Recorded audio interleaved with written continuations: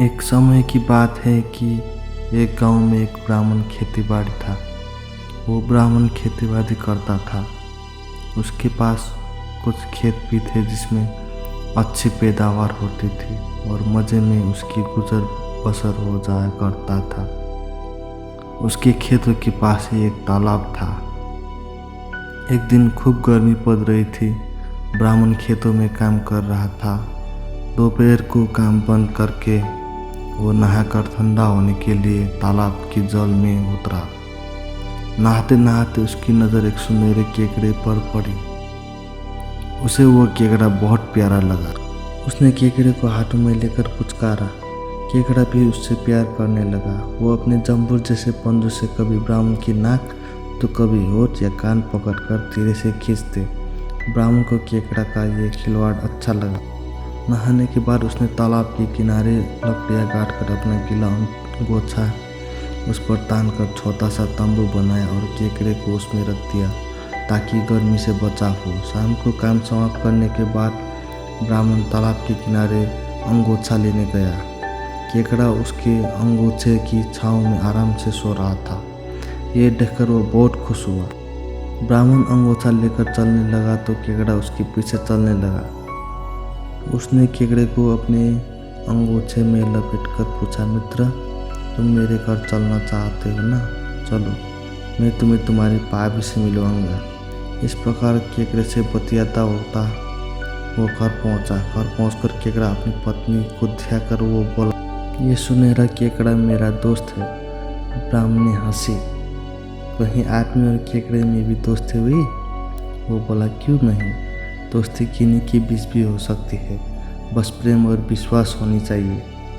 इस प्रकार अब वो ब्राह्मण रोज रात को केकड़े को घर ले आता और सुबह काम पर चला जाता हुआ साथ ले जाता। खेतों पर पहुंच के केकड़े के नामात्र में छोड़ देता। उसी ब्राह्मण के खेतों के पास एक ताड़ का पेड़ था। उस पर एक कौवा और कौवी रहते थे। कौवा लालची और पेटू स्वभाव के थे। वो रोज ब्राह्मण को खेतों की ओर जाते हुए देखती तो सोचती, कितनी बड़ी बड़ी आँख है उस आदमी की, चर्बी भरी होगी, खाने में कितनी स्वादिष्ट होंगी। एक दिन कौवी कौवे से कह दिया, मैं उस आदमी की आँखें खाना चाहती हूँ। कौवे ने उसे समझाना चाहा पर कौवी ने हड्डन ली कि किसी भी तरह उसकी आँखें लाकर खिलाओ। जब भी ब्राह्मण नीचे से गुजरता कौवी की लार टपकने लगती। कौवा कौवी की जिद पूरी करना चाहता था क्योंकि कौवी अंडे देने वाली थी। माँ बनने वाली मादा का दिल नहीं दुखाना चाहिए। एक दिन कौवा उड़ रहा था कि नीचे से एक भयंकर नाग अपने बिल में घुसता नजर आया। नाग को देख कौवे के दिमाग में ख्याल आया कि अगर ये नाग दोस्त बन जाए तो काम बन सकता है। ये ब्राह्मण को दसेगा। जब वो बेहोश होकर गिर पड़ेगा तो मैं उसकी आंखें चोंच से खोद निकालूंगा। कौवा शहर के बाहर पड़े कूड़े के ढेर पर मंडराया। कूड़े में चूहे पलते ही है। उसने एक मोटा सा चूहा पकड़ा और उसे लेकर नाग के बिल पे पास जाकर पंजों में चूहे को जकड़ कर कां कां करने लगा। शोर सुनकर नाग बाहर आया तो कौवे ने उसके आगे चूहा फेंक दिया। नाग कब से चूहा खा गया। अब कौवा रोज चूहे लाकर नाग को खिलाने लगा। दोनों में दोस्ती हो गई। एक दिन कौवे ने अपने मित्र नाग से कहा, नाग भाई, तुम्हारी भाभी को एक आदमी की आंखें खाने की बड़ी तमन्ना है। तुम मदद करो तो काम बन सकता है। तुम उसे डराना, जब वो गिर पड़ेगा तो मैं उसकी आंखें निकाल लूँगा। नाग बोला, ये कौन सी बड़ी बात है, तुम्हारे लिए तो मैं जान भी दे सकता हूँ। बस दूसरे ही दिन प्रातः अपने खेतों में जाने के लिए ब्राह्मण उधर से गुजरा तो घास में टाक में बैठा नाग ने उसे डस लिया। नाग द्वारा डसे जाते ही ब्राह्मण चिल्लाकर गिर पड़ा। उसका अंगोछा एक और जा गिरा। अंगोछे में उसका मित्र केकड़ा था। ब्राह्मण गिरकर विष के असर से बेहोश हो गया तो कौवे उसकी आंखें निकालने के लिए छाती पर आ बैठा।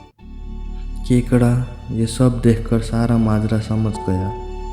केकड़े ने उछलकर कौवे की गर्दन को अपने जंबूर जैसे पंजों में पकड़ लिया।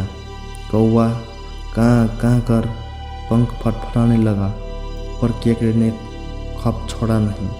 कौवे को मृत्यु पास में फंसा देखकर नाग उसकी सहायता करने आया तो केकड़े ने दूसरे पंजों से नाग की गर्दन पकड़ ली और बोला, तू चुपचाप मेरे मित्र को जहाँ तूने दसा है वहाँ से विष चूस ले, वरना दोनों की गर्दनें तोड़ दूंगा।